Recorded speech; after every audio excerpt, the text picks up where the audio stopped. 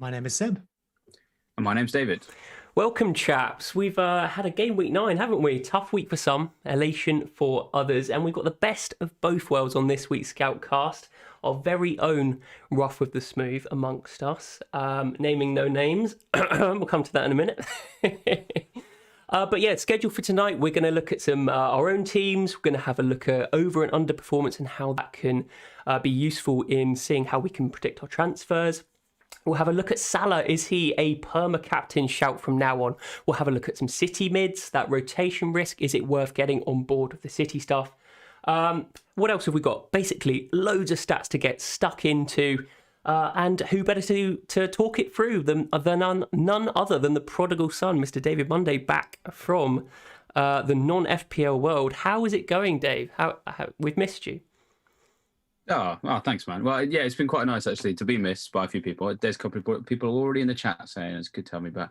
Well, that's nice. So, yeah, thank you. Yeah, it's really nice, actually, to have been away, though. Not that there's, any reason why, I would want to be away. I've obviously changed jobs. I'm kind of in a bit of a new sort of like family situation now where my kids are a little bit older. So they're in school. And so the only time of the week I really get to see them is weekends. And of course, when you work FPL as a job, it's just like, would you rather be sat there at 3:00 on a Saturday whilst you've taken a -4 and Kai Havertz has not scored any points basically in a game where Chelsea have scored 7 goals? Would you rather that was your job? Or would you rather spend some time with your kids? And actually, I'd like to think most people would pick the latter. So yeah, it's been a really good time for me just to kind of learn to enjoy FPL for what it is a little bit more, because it's something it was always difficult, I think, for people to kind of quite understand where I was coming from. But certainly you guys will know as content creators as well, when it is your job or something that you do,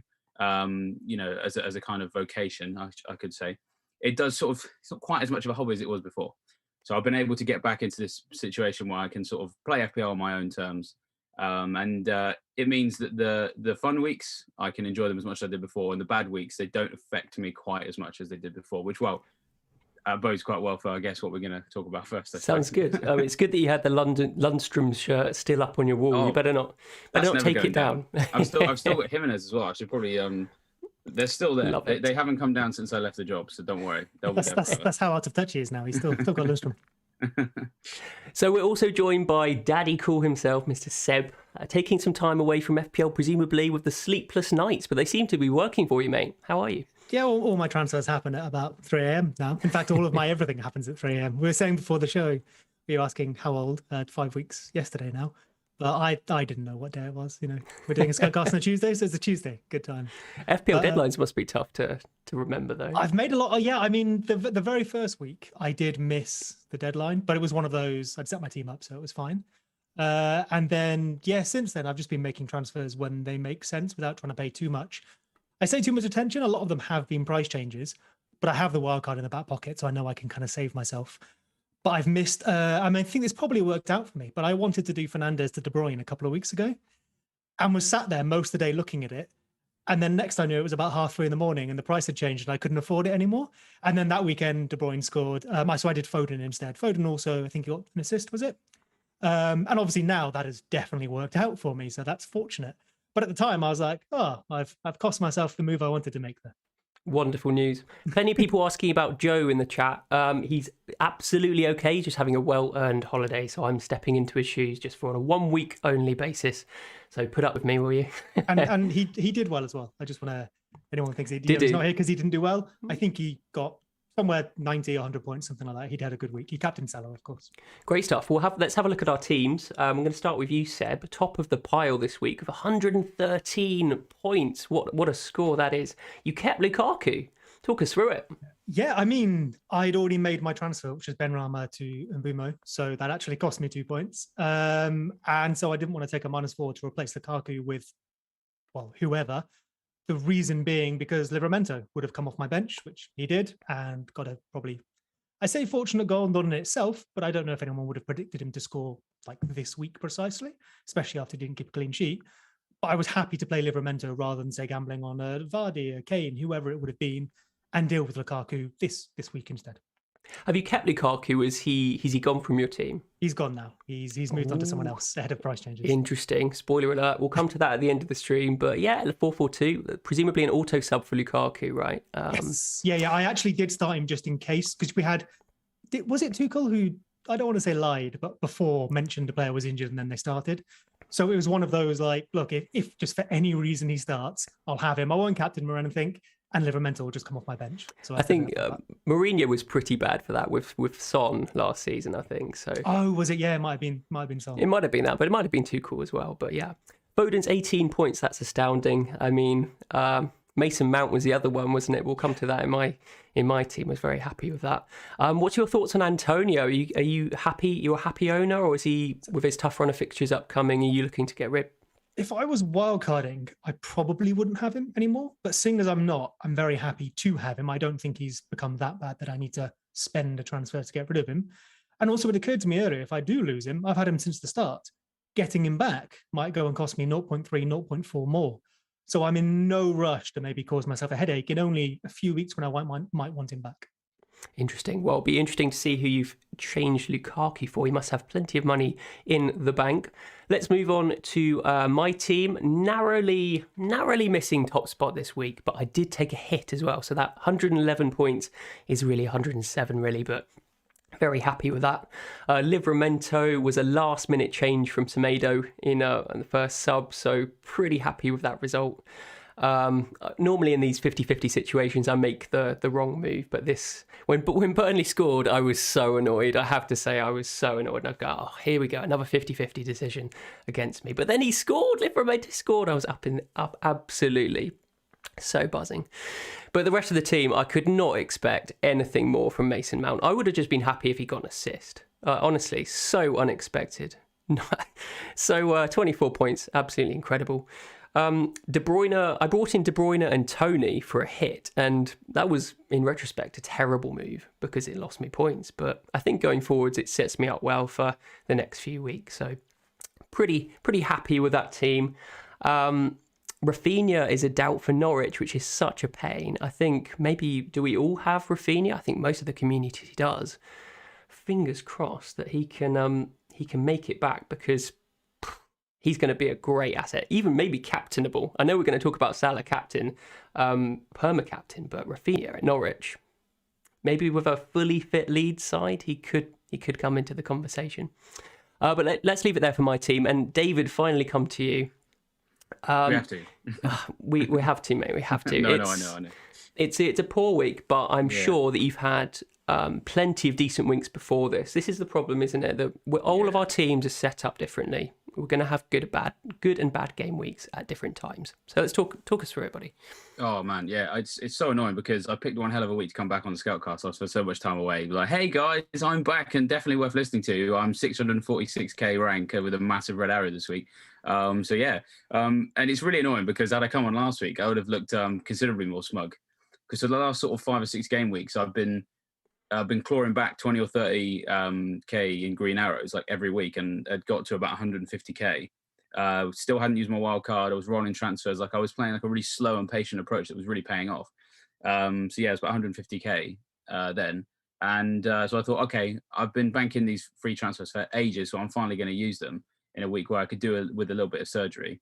And it just completely blew up in my face. So I probably could have not taken a hit to get Havertz but I would have had to have sold Salah. So I feel a bit silly because effectively I've taken a hit not to get Havertz. I've taken a hit to get Havertz without having to get rid of Salah, because what I did was take a hit to get him through Gallagher. Because it was either Gallagher or Salah who I'd get rid of. And just looking at their numbers, it was clear that Salah was still the slightly greater attacking threat, slightly better fixtures, slightly more advanced position. Because Gallagher, his stats were really, really good in the first 4 or 5 weeks, but then it's become obvious in the last 4 or 5 that he's playing a slightly deeper role now that Vieira kind of has a better idea of what that team looks like with the new signings now in the team more. So he was the most obvious one to get rid of, but it did mean a hit because I was doing Ronaldo to Vardy, so then Gallagher to Havertz, and so then I did Semedo, who's just been useless. Agreed, definitely agreed. to Pinnock. And the reason why it looks stupid now is because I took a hit to put a Brentford defender on my bench, but that was kind of a long-term hit in the sense that Brentford's fixtures are looking nice, and I just kind of want to get it out of the way now in a week where I felt like my team would score highly enough to win back those points, and of course they didn't. And now 2 of the 3 people I signed are yellow flagged in Vardy and Pinnock. Havertz obviously got nothing. I didn't captain Salah because, I have no idea why, to be honest. I mean, I suppose we all saw the United game coming, but I've seen too many Man United Liverpool games at Old Trafford that end 0-0. And I didn't want to go for it. And Vardy's form had been really nice. Statistically, he'd been in similar form to Salah, and on paper had an easier fixture. And even though I don't feel like I've been guilty of thinking that Brentford are a pushover, because that wasn't really what I was thinking. But I think in the 4 matches prior to this most recent game, they'd conceded 9 big chances in that period, and it was kind of like in the bottom 6 or 7. So I felt like they would definitely they could concede, and Vardy was in strong enough form, so I went with him for the captaincy. And I feel it's annoying because so much variance went against me. I had Sarr and Havertz, and they took part in games where basically their teams combined for 12 goals. And I got nothing. I mean, how has that happened? But at the same time, people had Dennis, they had King, people had Mount, Foden. I haven't really trusted the Man City midfield all season. So a lot of those, they're not really 50-50 decisions, just a lot of players I don't own just completely banged in such a humongous way. Then I had a hit in there as well. And it was just, it's curtains really. So it's so as I said, so frustrating because the season had been going quite strongly. I've still got my wild card to fall back on. But the handy thing is, it kind of going back to what I said earlier, now that I don't do this for a job anymore, I was very detached on Saturday.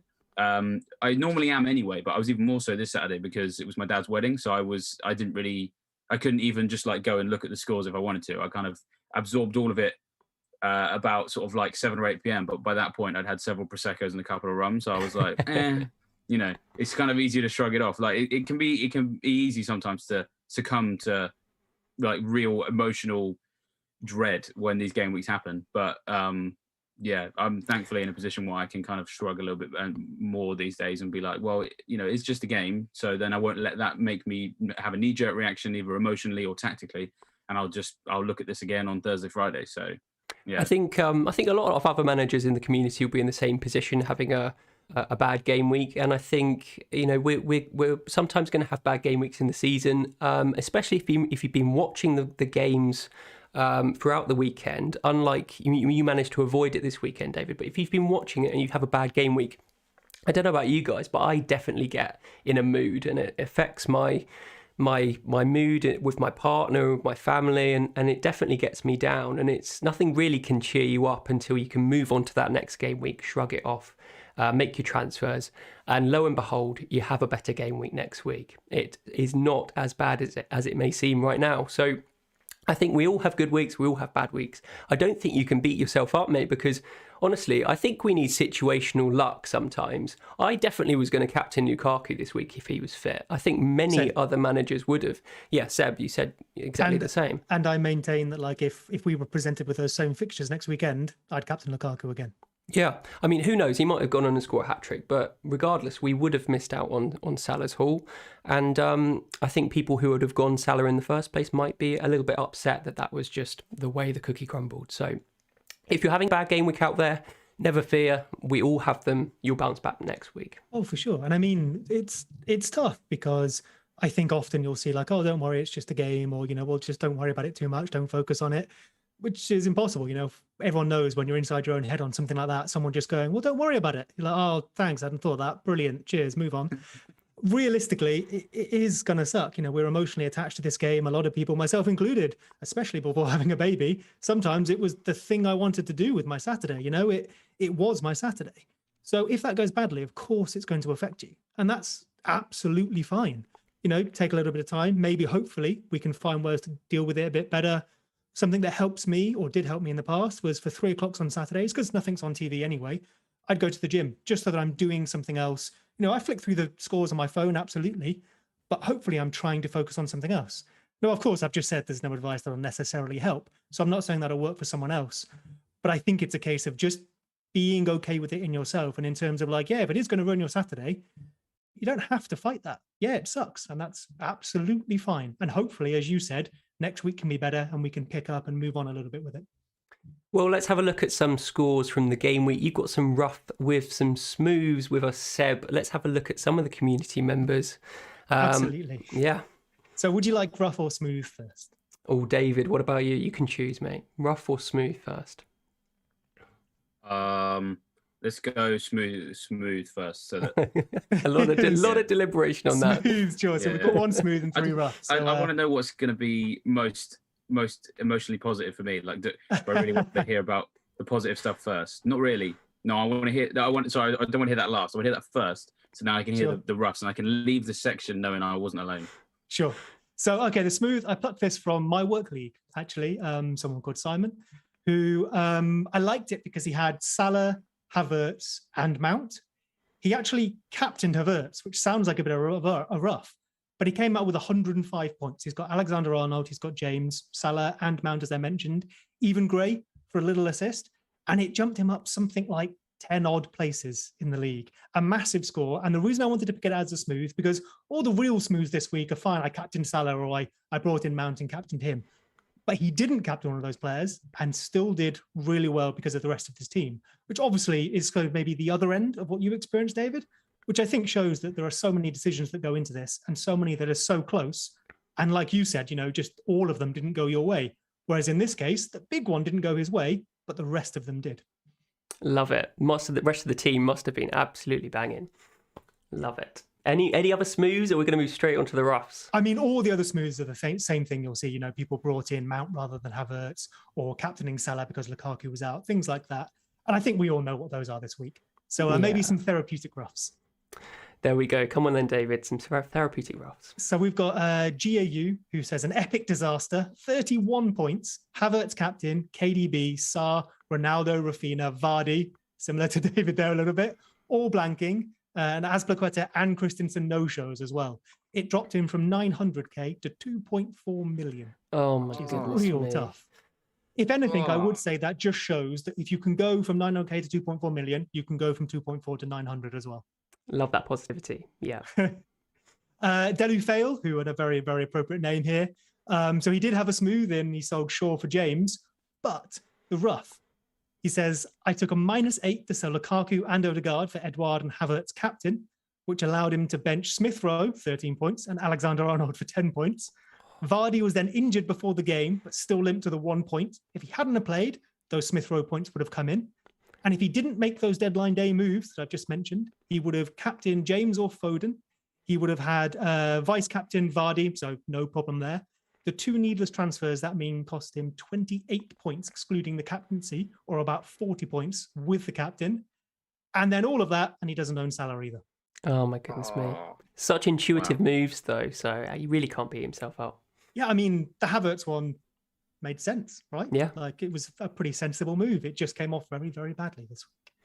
Yeah, I think objectively people can count themselves pretty unlucky that in a Chelsea team that beat Norwich 7-0, their striker at the time didn't score anything, which is... if you want to be unreasonably simple about it, Liverpool beat Man United 5-0, Chelsea beat Norwich 7-0. Chelsea had the better fixture and better result. You'd rather have a player from that team, in theory. In theory, indeed. Well, let's move on and have a look at some of the key performers from Game Week 9. And we've got Benteke topping that list. And with a free-flowing Palace side, does he enter your thoughts at all? We've got Foden up there, which is obviously fairly obvious for the community, with lots of people bringing him in. We've got Mount, Salah, obviously the hat-trick heroes. Aubameyang's there. Does he enter our thoughts at all? David, what about you? Let's hear from you. Yeah, I think what's really annoying right now is we've got a lot of strikers that I just don't trust, that have good stats and possibly all right-ish fixtures. I really hate it when we have this sort of situation. Like Benteke, I think I looked at having him, was it towards the end of last season? I never went from him in the end. I can't trust Josh King. And the thing is, what people will remember about me is I can't stand Aubameyang as a fantasy asset either, because he's just the type of player that I never know what I'm going to get from him. People will know that I like to go for people, especially the expensive ones, players that shoot a lot and then have a lot of big chances and a lot of shots on target. Like, they're my big 3 stats when it comes to goal threat. And he tends to, it's quite rare that he actually exceeds very well on that. He's mostly been the kind of guy that will shoot less often has a good accuracy rate, but not necessarily a good goal conversion rate. And it's just his stats are just too anemic for me to be too excited by. And then of course at that kind of price, you know, are you going to captain him? No. So why bother? And it's Arsenal. It's just I really hate it at points of the season when it's players like this that are in this particular part of some of these tables, because I just go, well, I'm not signing you. I've just got no trust in you. And then all the people I would normally trust, if they're not doing so well on the stats either, I'm like, well, it's why I don't really want a wild card right now, because I'm not seeing surefire people populating this table as much as I'd like them to. So absolutely, yeah, that's where I'm at. Aubameyang seems to be like a decent asset in his own right, but Arsenal don't seem to be setting the world light over the course of the season with the number of goals they score, which will definitely limit him over the course of the season. So I kind of agree with that, to be honest. And especially, I mean, interestingly, there's a lot of premiums failing to fire at the moment, other than Mo Salah. So, I mean, it does sort of beg the question, is Aubameyang, this is his one opportunity to get in our teams ahead of those other premiums. But 10 million is quite a lot to pay for an Arsenal striker. Seb, what do you think about like Josh King? I mean, a hat-trick against Everton. Does he have much potential under Ranieri? I mean, should I just say yes and then forget about it if it never happens? But realistically, no. Yes, he's got a hat-trick. Mount's got a hat-trick this week. Salah's got a hat-trick. I know which order I could have predicted those in, and King would not have been top of that list. I think it's the perfect example of the real discussion, which is, you know, Salah Havertz, of it's not even form versus fixtures. It's just, sure, sometimes a player is going to turn up and do something that either no one saw coming or one person saw coming because they just randomly named a player. We shouldn't overreact to that. If he does it a few more times, or if he shows the stats that he could produce again, sure, let's have a look. But I really don't think he needs to make it into what is effectively our top 15 players. That's what we're trying to pick every week. I don't think he's in anyone's top 15. Yeah, we have to think about the team ability as well. And Watford haven't exactly been high up on the XG rankings other than this game in isolation. So, as you say, Seb, if they can repeat it regularly, then definitely he becomes someone to consider.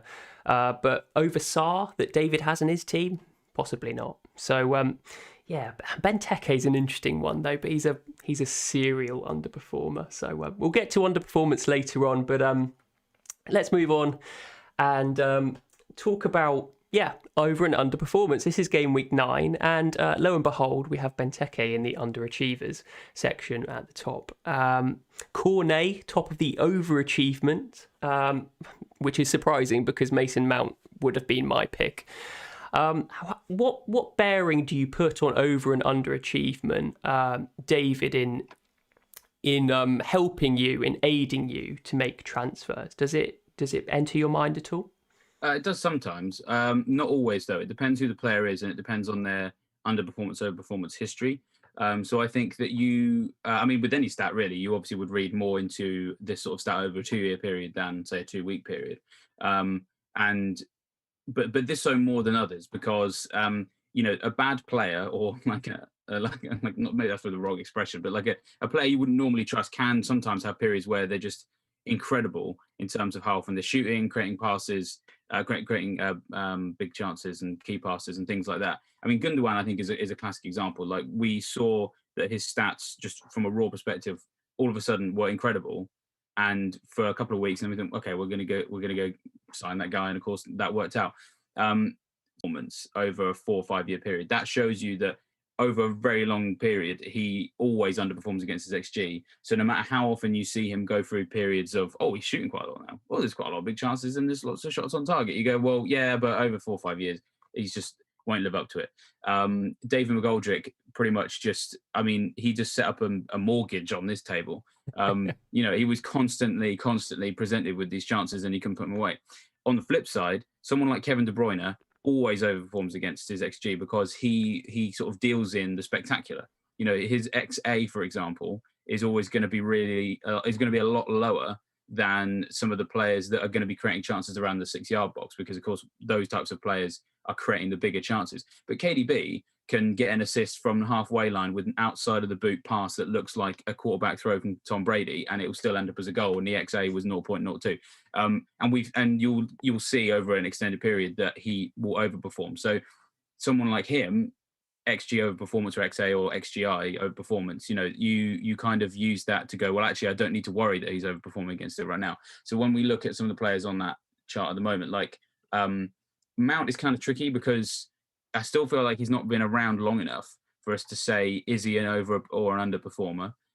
Cornet, obviously, who knows? Still, he's got a new person. Salah, obviously, we know he can overperform against his XG, and it's not going to be a problem because he can score spectacular goals. He can create passes out of nothing.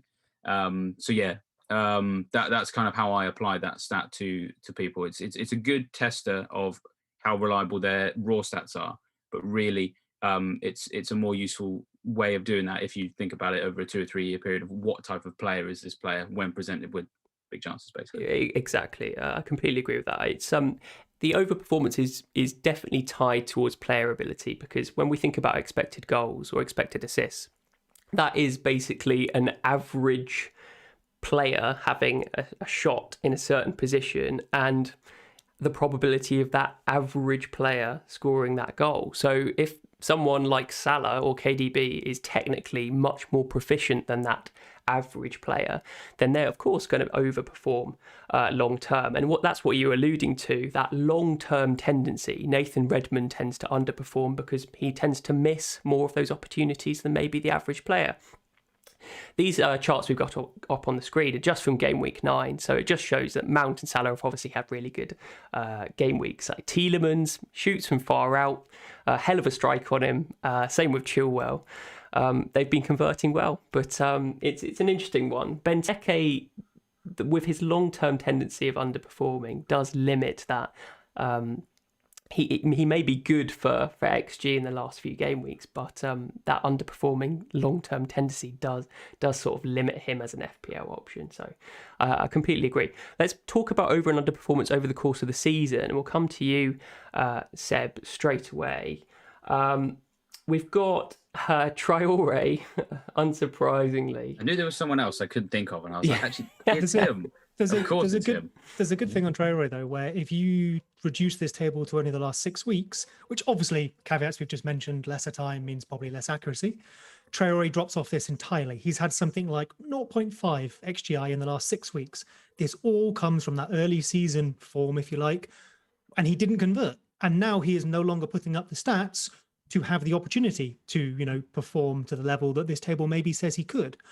Whereas then compared to someone like Mbumu, who firstly does have better just raw data there, has actually scored a few goals, and in the last 6 weeks has something like 3 of his XGI or something like that. So I know a few people have asked about the comparison between those two, and Andy, who's normally with us, did ask about that last week. And I think his answer was something like narrative. There's certainly a part of that, but I do think as well, someone like Mbumu is keeping it up and does actually have greater raw data to start with than Traore, who, if we're looking at how it's going right now, is just entirely off this table. Yeah, it's interesting. Traore, I think that was the trend last season with Traore. He wasn't putting up the stats that made him underperform as much. And as you say, he was just a demon at the start of this season in terms of the shooting, in terms of the chances that he created, but nothing was going well for Wolves. They have turned that around since then, though. He had an opportunity and he missed it effectively, and he's no longer getting the opportunities. I mean, when David was talking a moment ago, and I thought he put it very nicely, a terrible analogy that kind of came to mind is if these numbers, your XG numbers, are, say, an architect being provided with the raw materials to create a building, you could be given the best building materials, the biggest budget in the world. But if I'm the architect, you aren't building a good building. If you give a brilliant architect terrible materials, they'll still come out with something better. So I think there's 2 factors to this. It's the opportunity, which is those raw materials, or the XG, and then the ability to actually turn that opportunity into outcome, which is, say, someone like Salah scoring and Redmond not. Exactly, and Salah's massively overperforming. Does that particularly matter to any of you? I think it's just... I think we know he is intuitively, because we're all going, oh my goodness, he's the best player in the world, he's playing brilliantly. Well, shouldn't the best player in the world be overperforming? Isn't that the definition of the best player in the world? So absolutely. You could look at it and say he's going to regress. Maybe he will, but his underlying numbers are also some of the best in the world. So even if he regresses, he's still going to be great. Exactly. And there's no doubt that Liverpool will go through a rough patch. They can't sustain this level of eliteness throughout the course of the season. Every single team's going to go through a rough month or something like that. So yeah, he might suffer, but it just probably means he'll score, 1 goal instead of 3 goals or whatever. So thinking about it with devil's advocate, but yeah, I'm not worried about Salah even. I mean, his stats are just poles apart from the rest of the field. But yeah, just bringing it back to Mbeumo, you mentioned him, Seb. I think he's been fairly unlucky. I think one of the interesting stats is he's hit the woodwork 6 times over the last 4 or 5 game weeks, which is just massively more than the next player on one. Going for JJ Okocha's record. Yeah, exactly. So a lot of the stats in the shots maps and all this sort of stuff have his shots off target heavily skewed. But it means that he's just been hitting the woodwork, which is sad. But I'm sure he will start converting. But obviously, we hope that he's fit enough for the next 3 games. Brentford have a good run of games coming up. But David, anyone else on that chart, any on that table that stick out for you as someone to avoid, like a warning flag, or ones not to worry about their overperformance? I mean, Traore is there, but he's injured. I mean, Pogba, he's not going to get in the team. Dennis doesn't really get in the team. Your man Vardy's up there, but he's a serial overperformer, right? Yeah, I'm not too worried about him in terms of the stats that he's posting. What I'm more worried about his injury. I really hope he's okay. Yeah, I mean, I think in terms of some of the other ones that are in there, like Kovacic is someone who I think he might even be. It may have changed now because of Mount. It's possible that Kovacic was the top scoring Chelsea midfielder before this most recent game. It may still be. And I because I knew I needed to get a Chelsea attacker for this game week, I went with Havertz. But one of the reasons why I didn't go Kovacic was, I was like, there's a lot of overperformance there. And I mean, with the best of respect to Kovacic, he's not the kind of player who we're thinking, serial overperformer he is. He's quality. So, probably one just to ward anyone off trying to get in on a 5.3 million Chelsea midfielder. I don't know. I mean, he'll probably go and bang next week now. But I think that this is exactly where that stat is really helpful, is when you've got someone who's like kind of quite a value player, probably quite attractive to the more casual managers because he's cheap and he's near the top end of a particular team that's doing well. This is where you go to find out maybe just he's not going to be useful long term. Sorry, David. I was going to say, I think the 2 important things to note on these tables is that it tells you 2 pieces of information and it can't tell the difference between them. One is how good a player is, and the other is how lucky a player is. And it cannot tell the difference. That is our job. It is our job to go, Salah is good, Traore is lucky. Not saying that's the case, but that may be your assessment. That's where being the FPL manager comes in, rather than just putting these numbers into a machine and it would win FPL. That's hopefully where we can make the difference. Maybe a machine will one day, but our job at the moment is to notice that and try and apply our quality filter to it.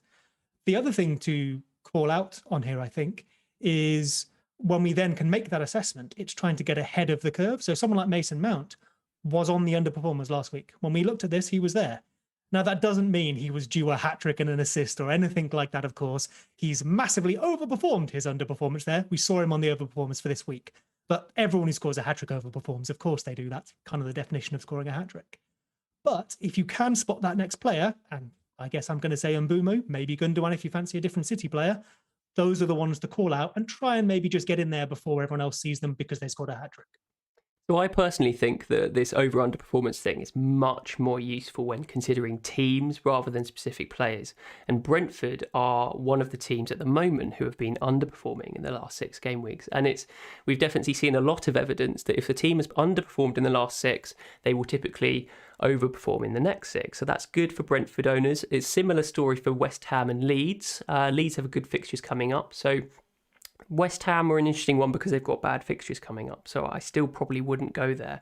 I mean, I'm thinking of even selling Antonio. So, but bringing it back to the over-under performance on players, when we're thinking about it in players, they have individual distractions. They have individual confidence issues. They have, whether that's going to be, whether they're struggling with it inherently, or if they're scoring the goals like Salah is, their confidence is going to be sky high, their personal confidence, and that's going to drive them on to score more goals in the next coming weeks. But again, this is very fickle. It can go away just in a fleeting moment, which is why I think the team over and under performance is slightly more reliable, because you have that critical mass. You have more players to think about. So speaking of Salah, we have a talking point here now on is Mo Salah now a perma captain option? And I mean, it's difficult to argue with, isn't it? But does anyone have any contrasting views? David, let's start with you. Is it just not worth overthinking?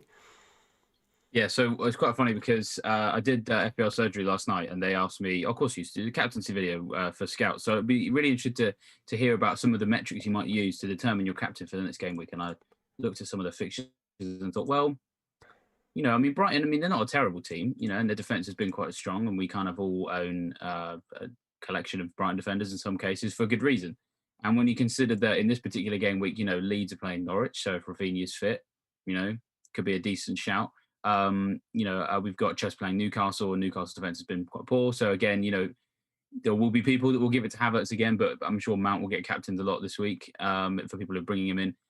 There's a couple of fixtures from a couple of other teams that are actually quite nice. Man City playing Crystal Palace, Southampton are playing Watford. So if anyone's got any of the cheap options there, would you captain them? And in theory, there's a lot of players that you could captain and they could come off. But I'm still going to captain Salah because I'm a coward. The effective ownership is just too scary to avoid. And I owned him. I had those 24 points, but it actually killed my rank even more because I didn't captain him. And when you consider the fact that, so I mean, yeah, some of the defensive numbers for some of those teams I've just mentioned, like they are quite poor, but they just don't really equate with the fact that Salah's own individual numbers, as you've kind of already alluded to, are just basically unstoppable at this point. He's top of the league for shots in the box last 4. He's top of the league for big chances last 4. He's top of the league for shots on targets last 4. His minutes per expected goal involvement is 77.1, which basically means he's expected to have at least 1 goal per game. And bearing in mind he's overperforming, he will probably get more than that. He's created, I think, 4 big chances. So he's also top of the league for creating the best quality chance. So he's the best for assist potential. He's the best for goal threat. So, and if he's also going to be the most captain player, then even if it's Brighton, you just, in my opinion, at this stage of the season, you just have to. This stage of the season is when, and I'm really boring, and I'm sure there'll be people saying, oh, template this, template that. But this stage of the season for me is all about staying with the pack, and it's in game weeks like this where I think you just kind of just need to go with that, and then you save those really bold decisions for our captain, Broho against Watford.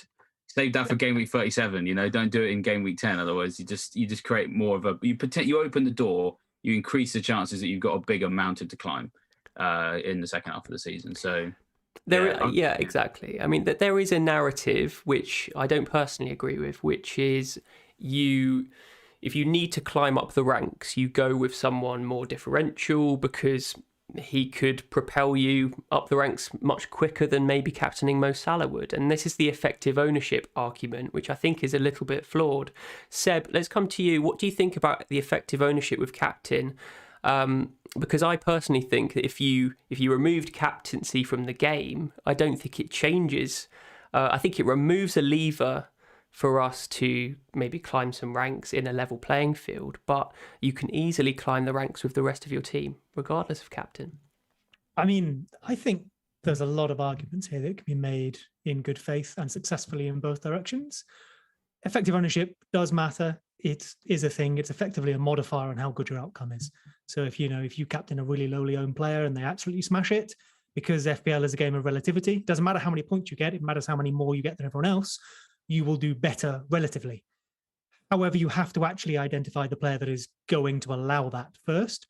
And so obviously what we normally go is, well, Salah's chance of, say, scoring a hat-trick is so much higher than everyone else's that I'm just going to go with him. And then if I get it wrong, well, it won't hurt as much. What you need is the week, for example, last week, where Lukaku, I believe, was a better captaincy option with all the information than Salah. If we played that match 10 times over, Chelsea's result was better than Liverpool's. If Lukaku had played, there's a chance he does well. I don't think he gets more than a hat-trick than an assist, but then that's because Salah had his brilliant week. If we played it 10 times, I think Lukaku has a greater chance of having the brilliant week than Salah. But then when you bring effective ownership into it, you go, well, if, say, for example, I think Lukaku will win that battle 60% of the time, but Salah is owned by 80% of people and captained by all of them, is a 60-40 split enough for me to take that risk? That's effectively what effective ownership is trying to do. It's risk management. But as I'm sure you can tell from me stumbling my way through that, we can massively overcomplicate it. Our brains like binary stuff. The problem is this isn't binary. Salah is not the best or the worst or whatever captain. There's a percentage chance that he is the best or the worst every week. But we have to make a binary decision. And I think a lot of the time, especially early in the season, like you say, you just keep it real simple. Like we saw someone in the rough with the smooth go from 900k to 2.4 million. If you can make that move in 1 week, you don't need to do anything crazy just yet. We've got 75% of the season left. I completely agree. I mean, if one player is in imperious form and you're captaining someone else, you have to bet that really, really strong player has to blank. And you have to bet against them. The player you pick has to do well as well. So it's like a double thing that you have to predict, rather than just the obvious pick that you think is probably going to score every week. It's just not worth overthinking from my perspective. But It's about the combination of effective ownership and their form and the defense of the other team. It's kind of those three that all come together. One example that I always use is when occasionally when the effective ownership king isn't actually the best option. You can sometimes predict that. You can sometimes predict it. Not always, but you have to time it well. And the one that always sticks with me, and people are probably fed up of hearing about this, but it was quite exciting for me when it happened, was Kane against Cardiff like 3 years ago. When it was my first season at Scout, I was like the new kid on the Scoutcast with Andy, Joe, and Az, kind of like, why am I even allowed to be here? And they were all really gone downhill since then, hasn't it? Yeah. So that was present company didn't mean anything like that. But yeah, it was a situation where they were all going with Kane, and I was just looking at the fact that, like, statistically himself, his form wasn't that great. He wasn't shooting very often. He was dropping deeper. Cardiff, despite the fact that they looked quite poor defensively, their stats were showing that they were sort of like mid-table for things like big chances conceded. Effectively they weren't whipping boys. At the same time, Hazard's form was incredible. He was shooting a lot. He was shooting in the box, big chances, shots on target, creating loads of chances too. It was that season where he was just everywhere, goals and assists in abundance. And he was playing Southampton, they were bottom of the league for big chances conceded, XG. But everyone had got the Kane blinkers on. And the effective ownership took over. But it was kind of founded on nothing. It was founded on not good form and not bad defence for who he was playing. Hazard was. But the difference with this week is that Salah, as we've mentioned, stats are incredible. I'm just looking at Brighton over the last 4 matches as well. They've conceded 8 big chances, which is the bottom 7. So you kind of feel like a guy who's in incredible form against a defence like that should get something. It's not quite the same as, like I said, an out of form Kane against a Cardiff team that was sort of, doing not as bad as that.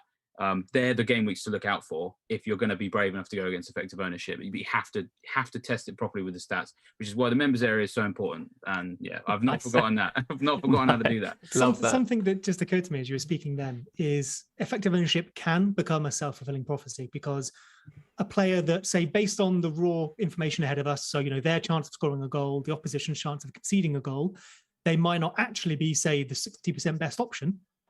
But if enough people go, he's the best captain, then people start getting the fear and going, oh no, effective ownership, and it's just a self-fulfilling prophecy. Maybe, as you said there, if you identify the week where the effective ownership is not based on sound logic, but is based on, say, fear or herd mentality, that's the opportunity to go against it, because you do have some evidence backing it up. Yeah, that's when you bounce, definitely. Agreed.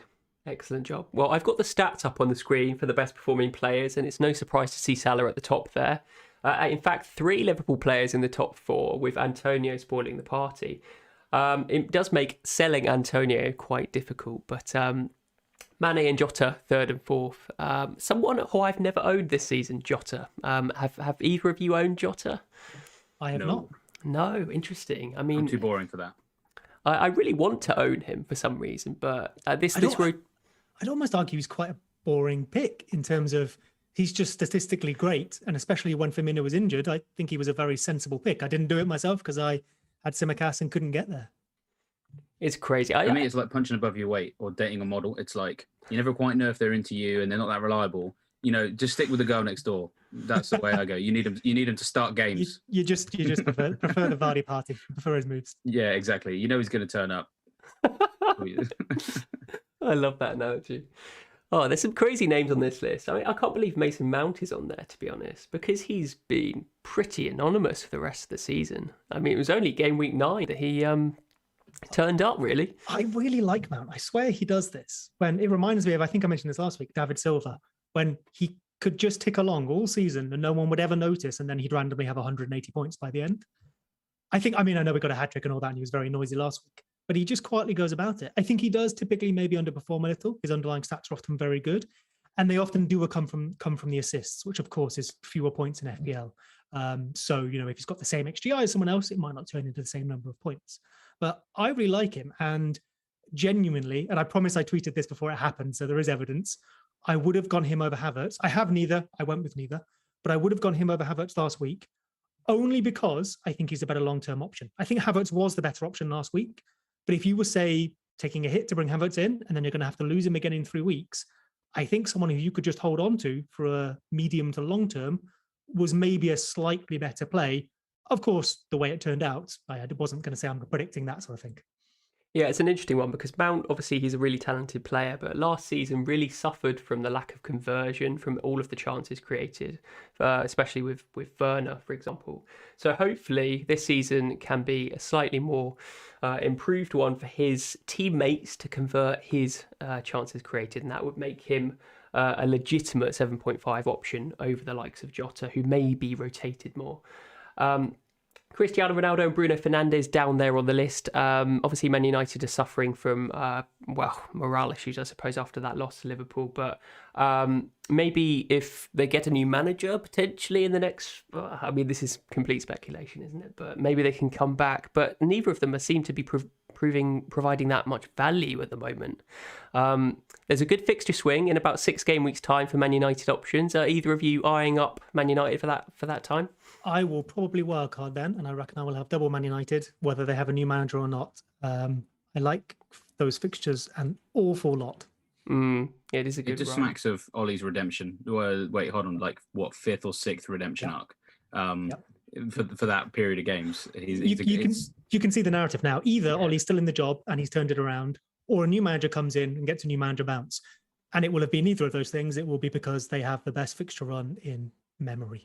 Exactly. And I mean, the skeptical among us will probably say, yeah, it's going to happen after 6 game weeks' time for the reasons you've just suggested. So I think most of us will be on Man United. Hopefully they will have a decent run, making the most of those fixtures.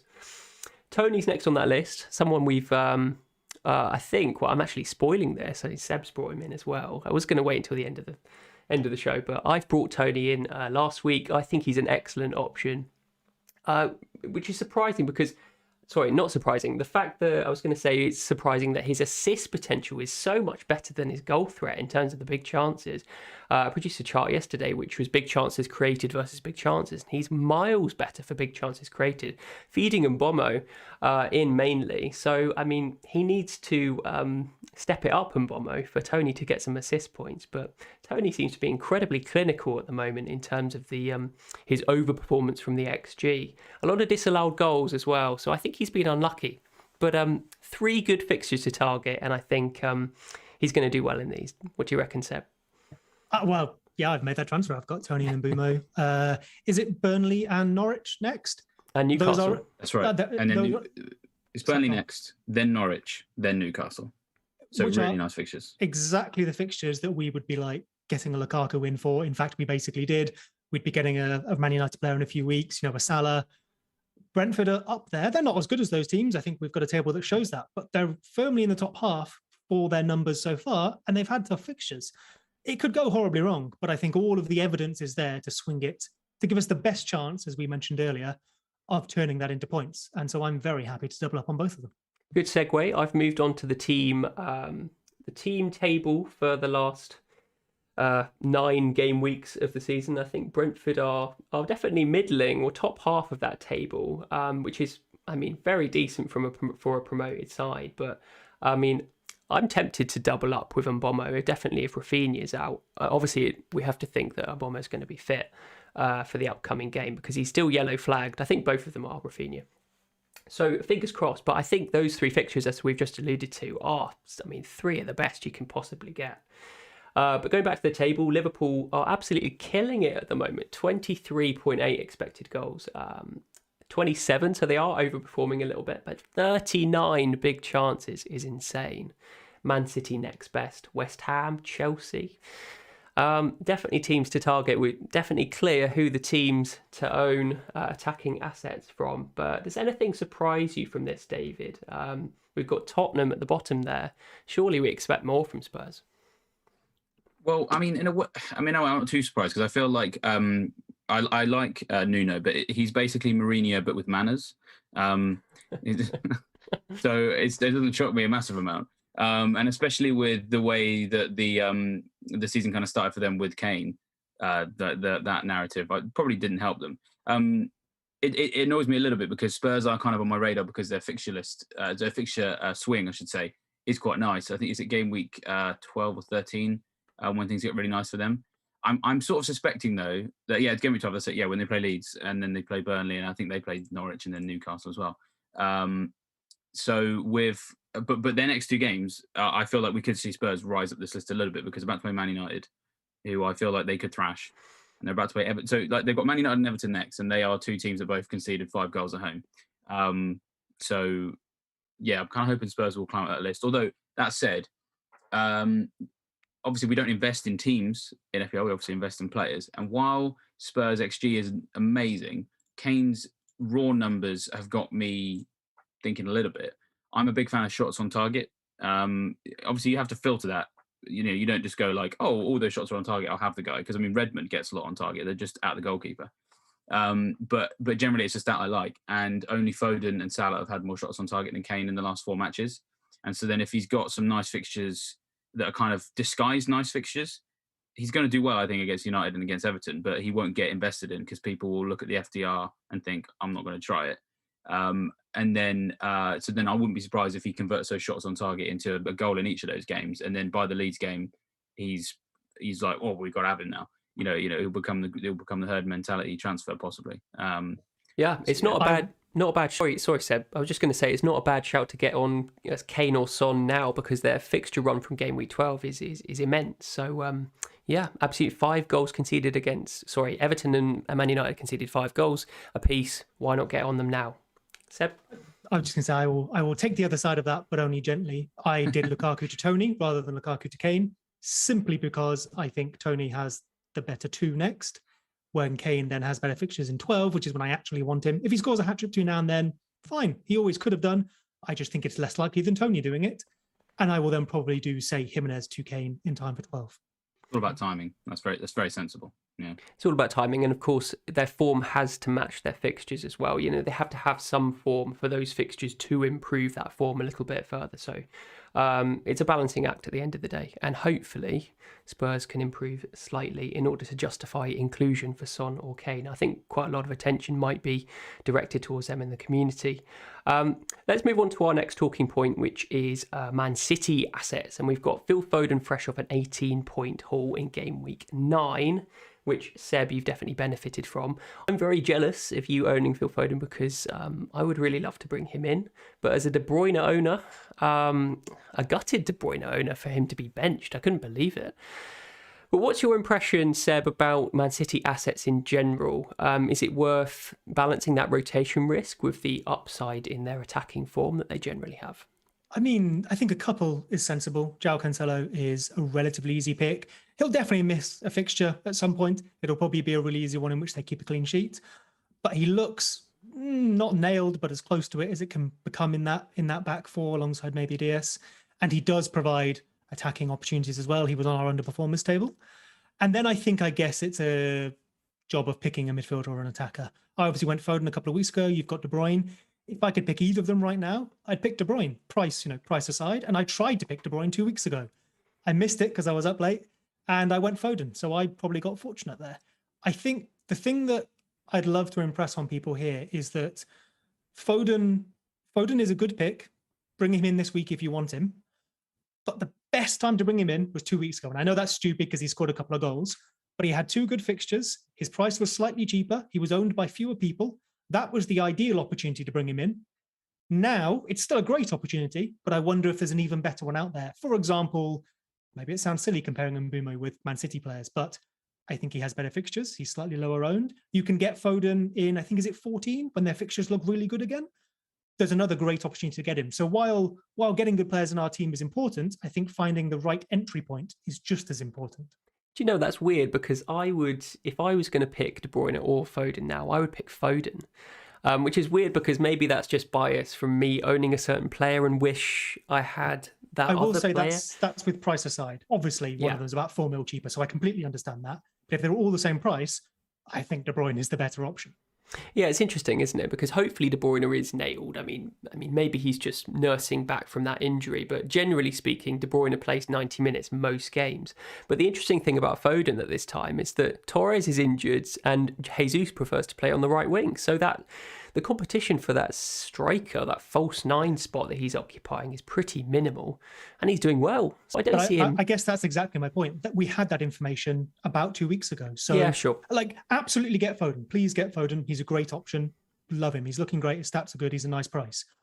But the ideal time to get him was 2 weeks ago. And there's maybe another good opportunity coming up in a couple of weeks when he has some really good fixtures again. Right now, you might just not get the best returns in the next couple of weeks and could maybe have maximized by getting someone else first. Maybe. So maybe I just want the points to myself. Stay away from my pick.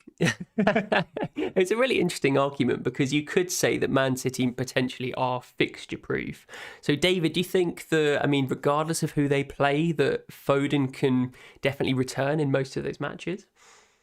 I mean, certainly, yes, if he's on the pitch, which obviously I think is still something that is always at the back of my mind with these kind of guys. I mean, it's the reason why he's still 8.1 million and not a 10 million midfielder, because he will always have really good points per game over a couple, several years. But I still don't. I mean, I don't want to sit here and say I think he's like not nailed, because I think he's as nailed as he's been for a little while. But I think just looking long term at how Pep tends to manage a lot of the midfielders that are priced this way, although of course he doesn't do it because they're priced this way, although they're priced this way because he does it. Like they will go through periods of like 6 to 7 games where they play 6 out of 7, let's say, bang in 4 or 5 of those, and all of a sudden it's like, right, is he the nailed on Man City guy to get now? And then they'll just go missing for 4 or 5 games, and because it's Mahrez's turn, or it's Bernardo's turn, or Torres' turn, and of course they've got Grealish now as well. So like I said, I'm not trying to ward people off Foden at all, but in terms of do I feel comfortable owning him? Like, not massively. Like, as in not owning him right now, do I feel comfortable transferring him in? Not really, because sometimes when a Man City midfielder puts together 5 or 6 appearances like this, it's almost like, the expiry date's coming. I've used this joke already this week. I'm sorry to anyone who's heard it already, but I kind of think it's sometimes a bit like just buying bacon from the corner shop. Like, it's got a short shelf life. When is the best time to get it? Like Seb said 2 weeks ago, right? So I would always prefer KDB because I'm really boring. I've already alluded to it. I'd rather date the girl next door than the model you can't trust. And the girl next door in this situation is Kevin De Bruyne. And I mean, I'm certainly looking at game week 15 is a good time for it, because that's when I play Watford. 8-0, 6-0, 7-0. We've all seen it before, and then the fixtures after that are great. I'm more excited about owning a Man City player then, because that's probably one our wild card, so it would be easier for me to get KDB, because right now I just can't get to him. I want the Foden supermodel. That's what I want. I think there's an interesting point that comes from that as well, which people, if there's any coaches or anything listening to this, they will know better than me by all means. But it isn't just a case that, like you're saying there, Pep, will rotate in batches, whereas other managers will do one every other match. We try and guess Tuchel's lineups as well. Like you say, Pep doesn't care about FPL. He's aware of it. He probably thinks it's hilarious, but it doesn't factor into his decision-making. But what does factor in is obviously the theory around coaching, sports science, and all that. And some players may benefit more from playing once every 10 days. Some may benefit from playing once every 4 days and then having 2 weeks off, or whatever it is. And that's not even counting the opposition, other injuries, form, if you like, someone looking good in training, whatever it is. So looking at someone like Foden, Pep might not be doing it to just harm us, or even just to try and rotate for the sake of it. I think Klopp has spoken before about planning his lineups months in advance. Now, that doesn't mean he sticks to it, but he knows in his head that, say, for example, Jordan Henderson's, the physios and the sports scientists tell me that he can play 90 minutes of football every 3 days, and he needs this recovery and this training to be able to build up to that. If he's carrying an injury, it's longer or shorter, whatever. Therefore, I need to plan when I can play him. But if he plays, say, once every 3 days, He can, however, only play, say, 3 times in, I don't know, 10 days or something, or 12 days. So think of it like, I don't know, taking paracetamol, 1 every 6 hours, but only 4 in a 24-hour period. So they will periodize over a period of time the players they're looking at and how they're going to use them. And of course, this will change. But someone like Foden might currently be getting his intense period of playing matches, of training. It might line up with the fixtures and the way that Pep wants to use him. And it might then be doubled down on because they've got injuries too. So if he then suddenly doesn't play for 3 weeks, that could entirely have been Pep's plan all along, and actually what Foden needs as a footballer. Of course, from an FPL point of view, that doesn't particularly help us because we don't know it. But I think we need to be careful about sort of maybe looking at a cup match and going, so-and-so is playing, therefore it means this, because we just don't have enough information. We can guess, but we don't know for sure. What's become clear tonight is I need to up my analogy game because you guys are killing it. Well, speaking of killing it, I feel like it's ominous that we talk about Man City midfielders and what comes to mind is painkillers. That's pretty much just that's what we need, really, isn't it? For owning these guys, he's like, I bought Foden in this week, but don't worry, I've taken 2 paracetamol, and in 2 hours I'm going to take 2 ibuprofen as well because I'm going to have a headache. Yeah. Back to how to deal with poor game weeks. Oh, yeah, exactly. Painkillers, apparently. Well, let's talk about Man City in general because there's plenty of other options that we consider. At the back, I mean, double defence is pretty popular at the moment. We talked about De Bruyne. I mean, Jesus, does he even enter the occasion? Cancelo's the one for me. He's the only City player that's played 90 minutes every single game week this year. So much consistency from a City player in general. Is he in both of your sides? I think so, right? Cancelo, yeah. I mean, he's pretty consistent on these tables in terms of expected goal involvement, about 6th or 7th down. So for a defender, pretty good. But the frustrating thing with him is he tends to shoot a lot from far out, and he scores maybe 1 in 20 or something like that. Not even that. And he can be frustrating to own because, like when we talk about Trent, like, is he essential? He doesn't get that many attacking returns, really. So you're just banking on his clean sheet, which is obviously quite prevalent for Man City. But if he's playing 90 minutes every game, it could be good value, right? What do you think about Cancelo? Is he just a set and forget for now, Seb? I mean, that's not unfair what you say. I guess, obviously, assuming that he gets close to most of the matches, which we think he does, it's then just a case of, okay, which City defender do I pick? The one with the biggest upside. And I think that is Cancelo because his underlying numbers are very good, even if he doesn't convert those, as you're saying.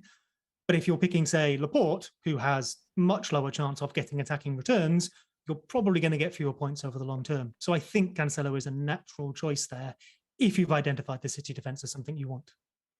Yeah, I probably agree with that. I mean, it seems like a no-brainer at the moment. Go on, David. I'm trying to find an article that Neil wrote a couple of weeks ago when it was in an international break, I think it was, when there was a lot of wild cards played. So they did some articles on like best Man City players to get on a wild card and things like that.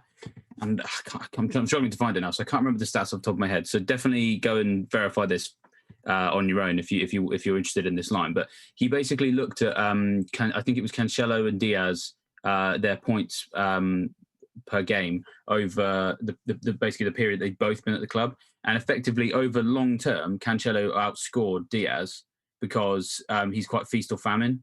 You know, he'll either get like 15 points or he'll get 2, and he'll probably get benched more often than Diaz. But the upside is better, and it means that even if you're prepared to take those benchings and you just hold him over Diaz, you will still get more points because he'll score more points because he scored. He just had better points per. I don't think it was points per game, but effectively it just meant that Cancelo will outscore Diaz over a longer period, which feels weird when you think about the fact that Diaz will play more games, because normally it's the other way around. It's the one who plays more games that gets more points, but Cancelo is just that much more upside that it's just worthwhile doing. And so if you've got Livramento as well, like, fine. I think with defenders, much more than midfielders and attackers, there's a very good argument for finding those players that over the long term score the most points and just holding on to them. You know, if you're trying to target Cancelo for, say, Norwich and Burnley or something, there's a good chance he misses one of them. But if you're grabbing him for 15 matches, there's a good chance you're going to get his returns.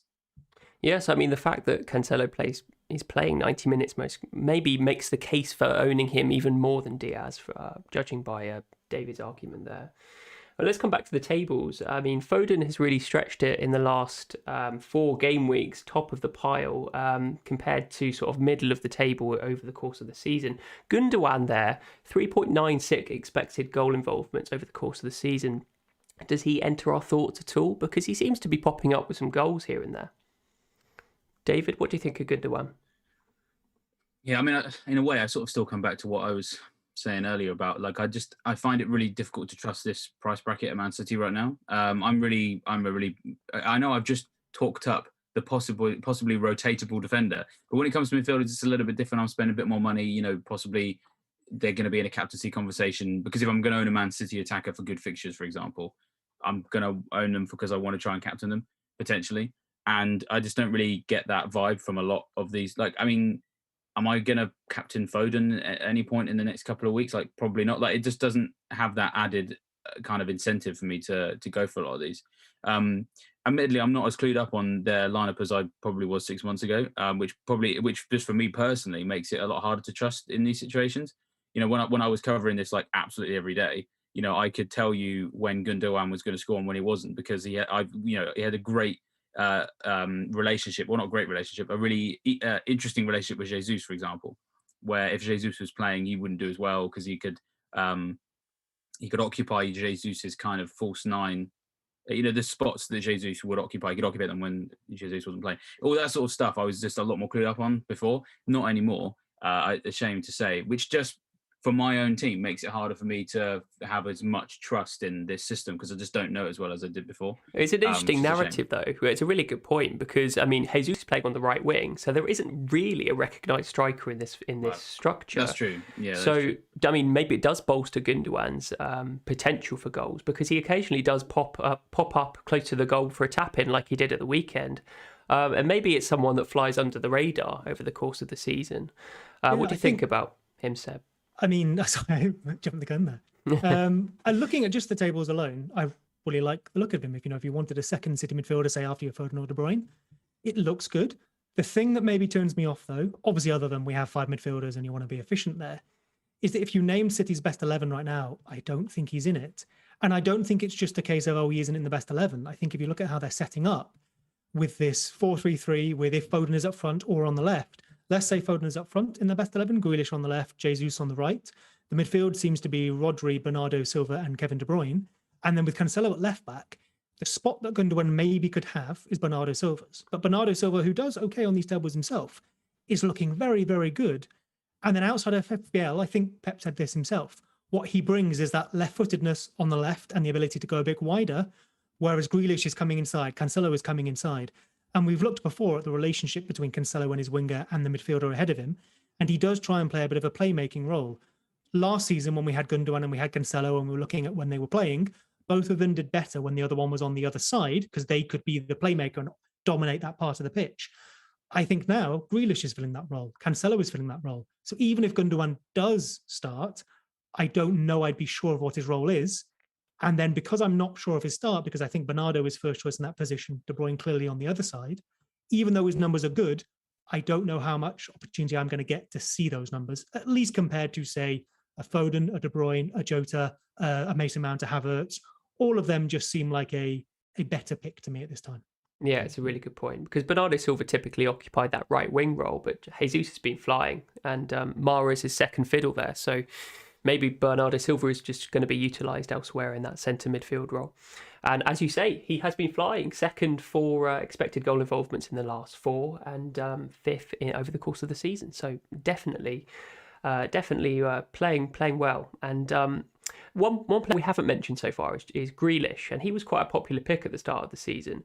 He's played 90 minutes in most matches, and he got a couple of assists at the weekend, but hasn't really done much else. So is he someone that enters your thoughts, David, at all? Or is he someone just to wait and see whether that form starts to accumulate over the next few weeks before even considering him? Yeah, I mean, you've almost like described how I play FPL. I always wait for it to accumulate over just a longer period. I'm a big fan of 4-ish game weeks. Some people go 6. I think that's sometimes it can be a bit too long to account for various different factors. I just think 4 is a really nice tight kind of proper way of looking at it.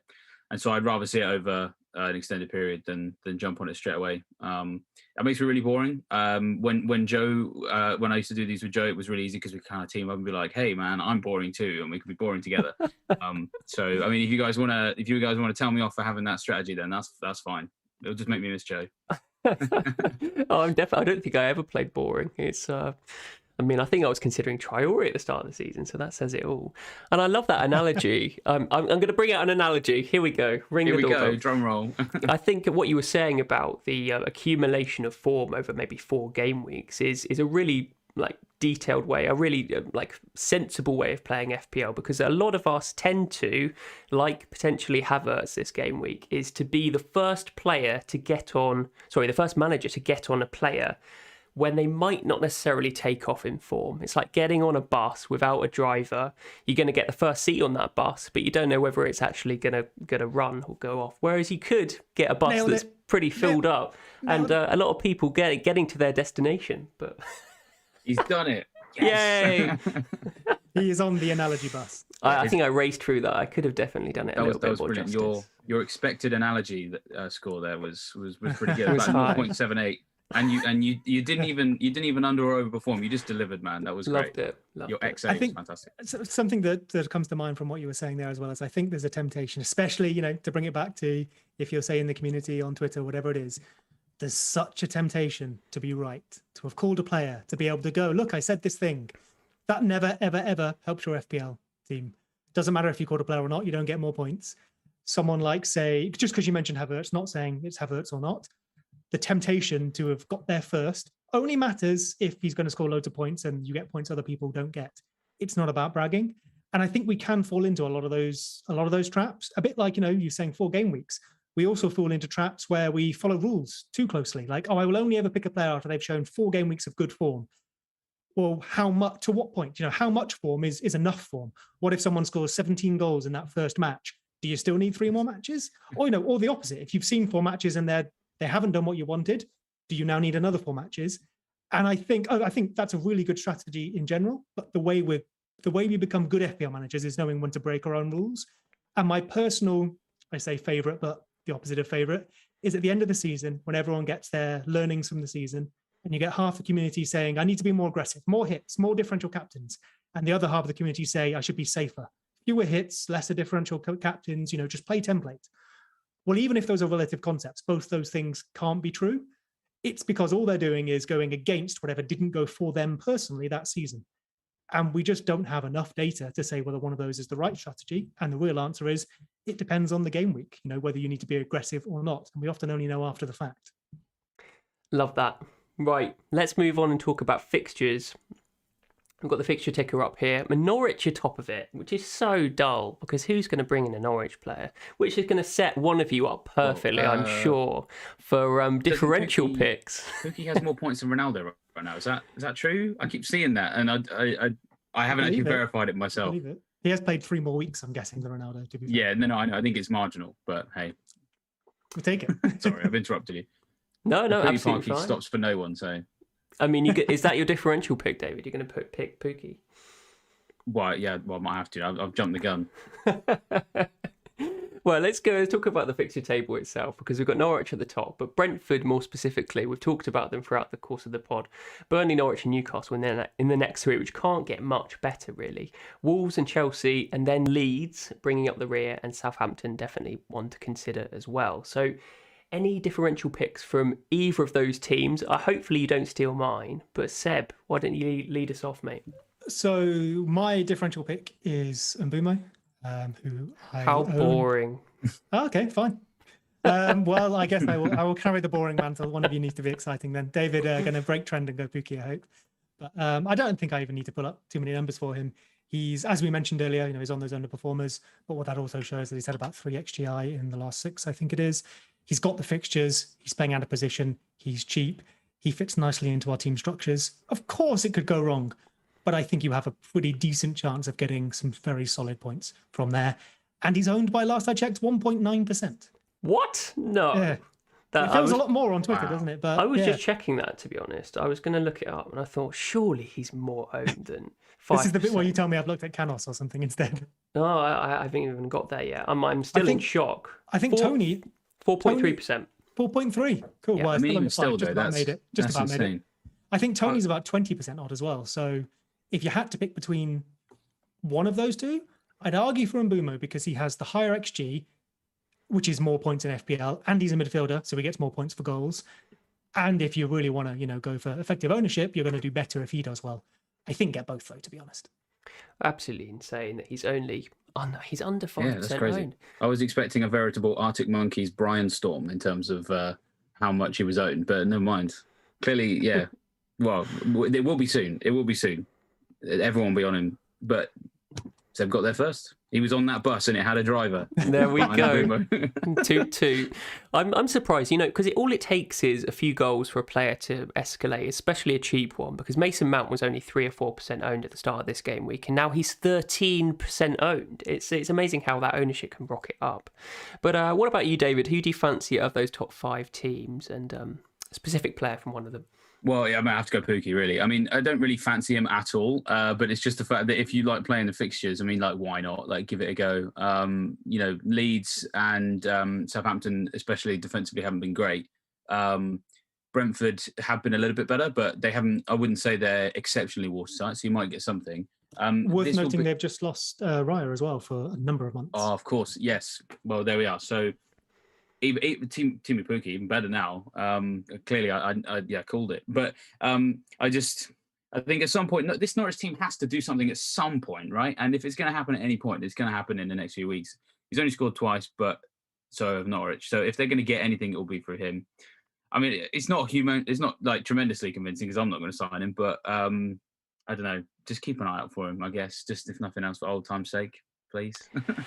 I mean, it's a decent pick. I mean, Norwich haven't exactly been setting the world alight, have they? But with this run of fixtures, I mean, they could get a few. He could get some joy. You never know. But I mean, my pick, I was going to pick a Brentford defender in Pontus Jansson, but he's actually 9.8% owned. I mean, he's had three big chances in the last 6 game weeks, which is the most out of any defender. And I mean, when you pick a defender, you've got to think about the clean sheets first, right? The attacking terms come afterwards. So Burnley, Norwich and Newcastle, can't get much better for clean sheet potential.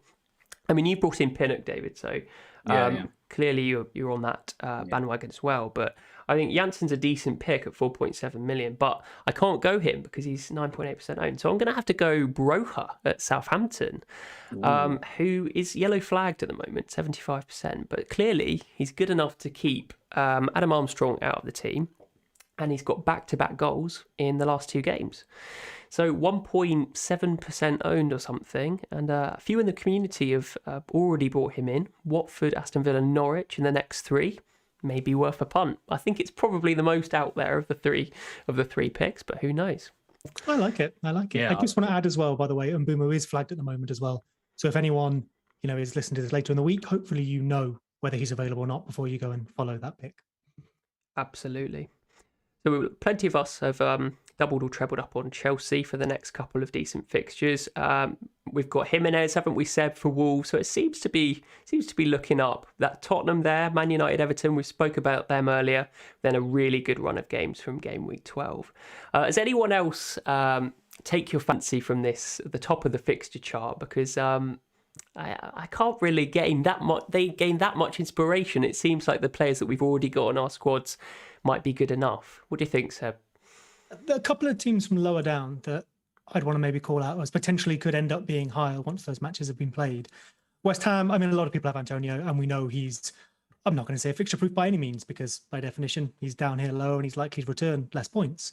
But I think if any of those players are going to score against, say, a Liverpool or a City, it could well be him. But in between those 2 matches are Villa and Wolves, which I think are absolutely fine for him. There's every chance he could convert in those matches. And then Aston Villa, who have West Ham, Southampton, Brighton, Crystal Palace, Man City then at the end of that. I think, again, there's maybe a couple of matches that are pushing them further down. But Ollie Watkins over Danny Ings. We saw him earlier on the underperformers table. If I were to pick one of their strikers, I think I would pick Ollie Watkins. I think he has a greater chance for a variety of returns, as opposed to Ings, who is only going to score goals and I think actually possibly looks less threatening, or at least less involved than Watkins so far. But like we say, they are lower down on the list. But if you were looking at those teams, I think they maybe could return slightly better than this table suggests. It's an interesting one, Watkins, actually, because when I produce my shot map every week, I limit it to the top 18 players for shots. And Watkins was in that top 18 player. I think he's had 16 shots in the last 6 game weeks. Danny Ings was not in there. So clearly Watkins is having more effort than Ings. So it's a decent shout. The other player... I think Watkins outscores Ings over the season. I think, injuries aside, I think Watkins will return more points than Danny Ings over the course of 38 weeks. It's an interesting shout because I definitely would not have said that at the start of the season. And because Danny Ings is really good for conversion. Like, he's a really talented player. But he's been a bit hit and miss this season. He was really good at the start, and then he had a tough run of fixtures, and then he sort of hasn't really bounced back from that quite yet. The other player I want to consider or mention is Callum Wilson. After Chelsea, Newcastle have a good run of fixtures, really. And Callum Wilson's been up in the stats per appearance. A decent overhead kick at the weekend. New owners. Who knows? I'm convinced that he's worth having in the team over, say, Messi, Ronaldo, Mbappe. How many goals have any of them scored for Newcastle? None, exactly. And Callum Wilson always scores against West Ham. So, has Mbappe ever scored against West Ham? Don't think so. Exactly. In all seriousness, I do like Callum Wilson. I started the season with him. The problem is he's not always fit, but when he is, he's right up there in terms of the expected numbers, and he pretty much always underperforms them. But that's fine because they're high enough for him to return a decent amount. I started with the season with him. I think he got 3 and 4. Then he got injured. He's come back and scored. If you are looking for a 7.5-ish million striker and don't like any of the others, he will score goals if he's fit. Is it too late to change my differential pick? He's 1.6% owned. Oh, nice. Ooh, absolutely nothing. Crikey. Right, that's enough of fixtures. Let's move on and talk about how we're lined up for game week 10. We'll start with you, Seb. Sanchez in goal, away to Liverpool. That's a tough fixture, but I mean, a sea of blue elsewhere in your team. Yeah, so I've made the move already, which I think is on screen there, Lukaku to Tony, which may look a bit silly if I end up with more injuries than I currently have. But I have Livramento, who at this point is basically a starter for me. And I do have the wild card, which gives me confidence to make moves early for price changes, because if it all goes wrong, I can bail myself out. But otherwise, yeah, very happy with how the team is set up. And the reason I haven't wildcarded is if I were to wildcard, I wouldn't change that much. I might mix the strikers around a bit. I might get Kane early. I'm not sure what else I'd do. I'd probably get a slightly better bench. What's your contingency plan if Mbeumo and Rafinha are both out for the weekend? So if they're both out, then I probably don't want to start Brownhill. So I either take a hit or I maybe wildcard. I feel like I've been saying that for about 5-6 weeks now, though. Because every week, there's a problem I could solve for the wildcard, but I don't feel like I'm that far away from the team I'd wildcard to. I'd probably just move towards my Game Week 14 team a bit early or try and plan it. But we know how planning goes wrong. So realistically, I may just hold on. And I think I'm banking on the fact that we've not heard from Bielsa yet, but Rafinha himself said the injury wasn't too bad, although we've heard players say that in the past and then be wrong. Mbeumo, I think they said he wasn't available this midweek for the Cup. They were hoping he was available for the weekend. So I'm basically gambling that I only need to replace one of them, and therefore that's just Livramento off the bench. Yeah, fingers crossed. I mean, ideally you'd want them both playing because they've got some really decent fixtures. I really love that you've doubled up with Brentford. I kind of want to do it, but I can't find a way. So I'm going to have to make do with Tony. But I'm kind of jealous of your team. It looks really good. Foden as well, decent. Captain Salah? Do we really need to ask the question? I mean, we discussed it earlier, didn't we? And I think asking the perma Captain Salah question, I think, is maybe the wrong question because we should ask ourselves every week who is the best captain. This week, I think it's Salah. It's probably Salah most weeks. But another week will come where there's another option to go for, and that's entirely reasonable. Exactly. Well, best of luck for Game Week 10. We'll move on to David's team, and who's definitely going to bounce back after a poor game week, but he's surely not going to do it with Vardy captain, are you, mate? Oh no, yeah, I haven't made any changes to this at all. So yeah, it will almost certainly be Salah, as we discussed earlier. And the thing is, I'm very much up in the air about what I do because it will, of course, depend on those flags. I'm kind of hoping that they all disappear. If they do, then I'll hopefully, I think, do nothing. To be honest, I love rolling a transfer, so if I can do that, I will. Even though I've still got Digne down there on the bench, I like having the ability to get to 2 free transfers if I feel like my starting 11 is strong enough. And if all those players are fit, I think it is, for at least one more week. If all those players are injured, then I could be tempted into the wild card. So it could be anything. Anything could happen. I mean, if all those players are out on a wild card, then I might get Kane early, because I've kind of mentioned earlier in the show that, and of course Seb's obviously mentioned it as well, there's a possibility as well to get ahead on their fixtures. But it's just all kind of up in the air, unfortunately. I'd like to be more definitive, especially on my first episode in I don't even know how long to come in. But I'm doing this week because I know what I'm talking about. But at the moment, I have no clue what I'm doing. We'll rely on the press conferences, really. I can't believe we haven't really mentioned it yet, but Luca Dean is in your team, right? Yeah. What are you doing with him? Good question. I saw Andy's tweet where he found that he was like a skeleton on a bench somewhere, and he was like, "I found that Digne," and I was like, "Doesn't look like me. Maybe there's 2 of us." But the thing is, I own Digne and Shaw from the start of the season. So when the time came to get rid of, I didn't want to get rid of both. I couldn't, because I didn't want to take a hit. It was like, well, one of you's got to go. And I got to be honest, I'm looking at you, Luke. Well, actually, they're both called that, aren't they? I got rid of Shaw. So that's why he's still there. And I'm the kind of person that I will have probably more faith than I should do. And to be honest, I mean, he hadn't done great, but a home against Watford, and a Watford team that had kind of been underperforming a little bit in front of goal, I don't think it was like the weirdest idea to hold him and start him for that game. Yeah. But also the other thing about Watford beating Everton 5-2 was more of an outlier than Liverpool beating Man United 5-0. That was the less expected result. Yeah. I think you're right. Yeah. But I think also the thing with Digne is that because it's Digne, you kind of, every time he gets a -1, you're like, oh, well, it'll be 17 points next week, surely. And the thing is, I just still every week, like, oh, next week.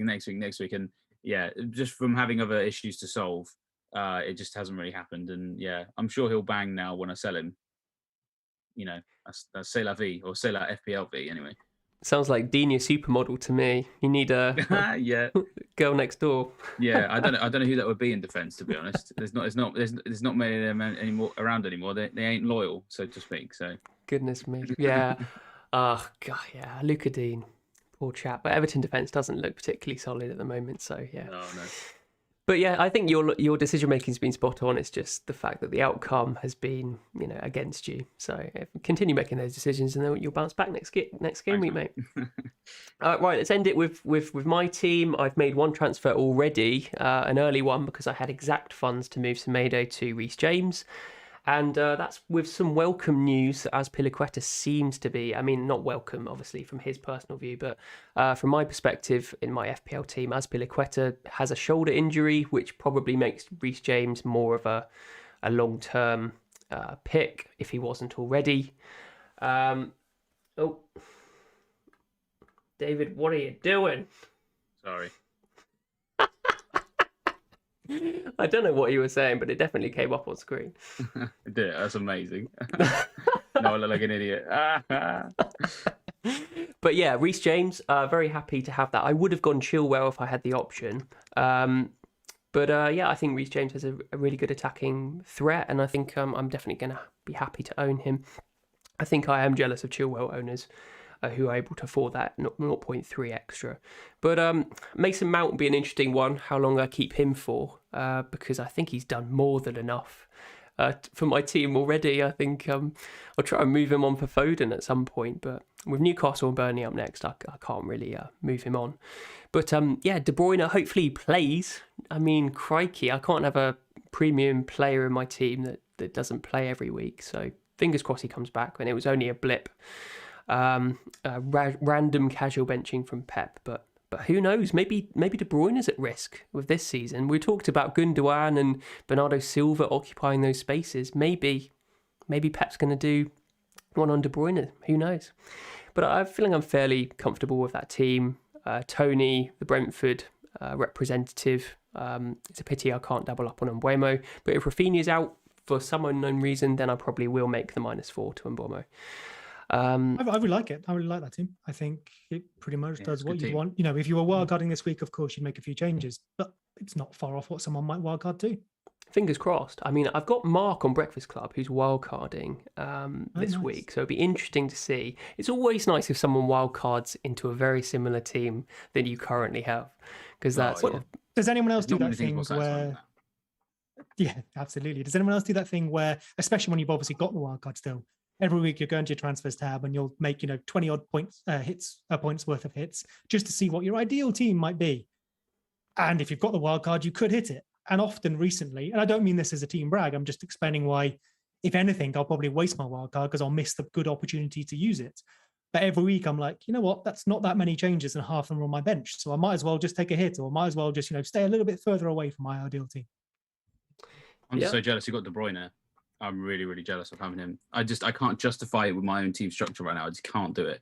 And so, yeah, I think you're gonna get a lot of points out of him. It will get to the point where people will start wildcarding into that team, possibly in 4 or 5 game weeks time, when their fixtures get even nicer, and he's proved himself over this period. So I tried to bring him in for Fernandes and messed it up. So I'm with you. And is it 12, something like that, where they have some very nice fixtures again?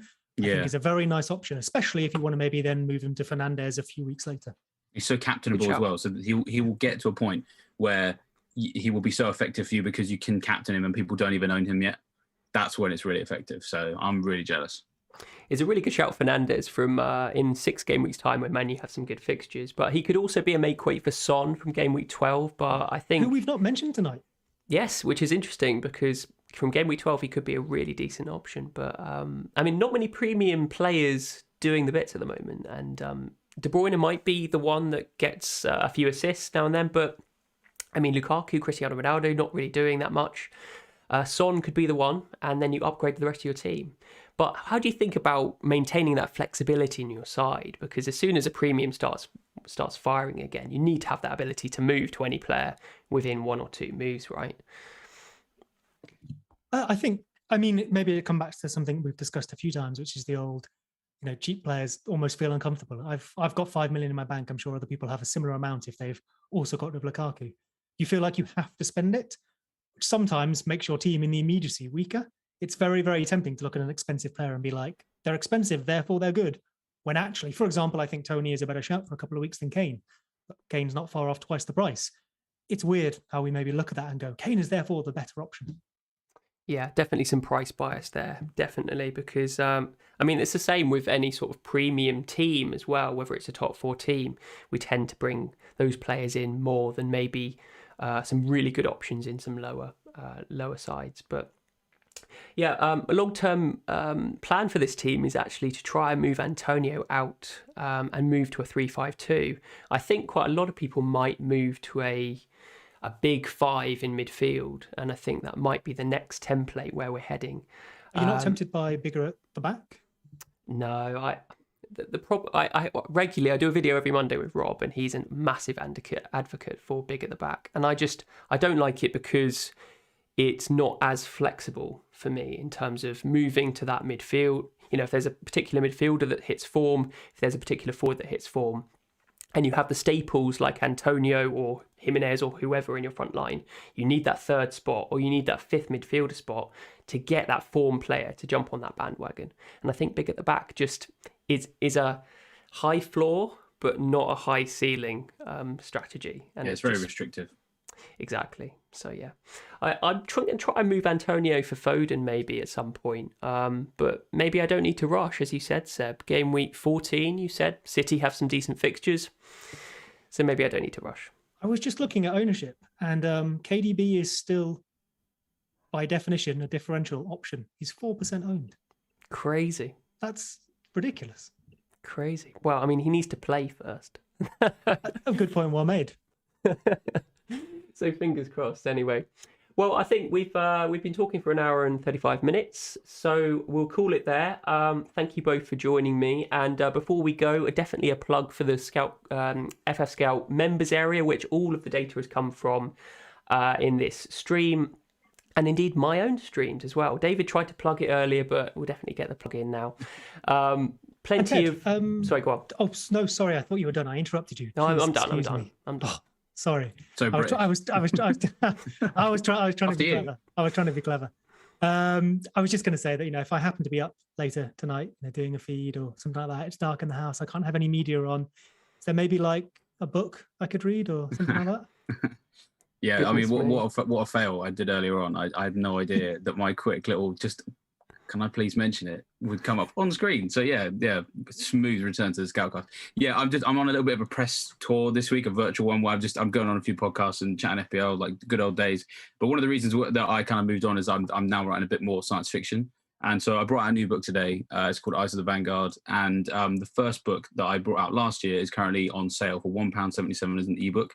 So it would be remiss of me when I'm sat here with so many people watching not to just point out that that's there. So if you like science fiction, go to my Twitter, David Munday 815, have a look at my website link there, and you can get everything there.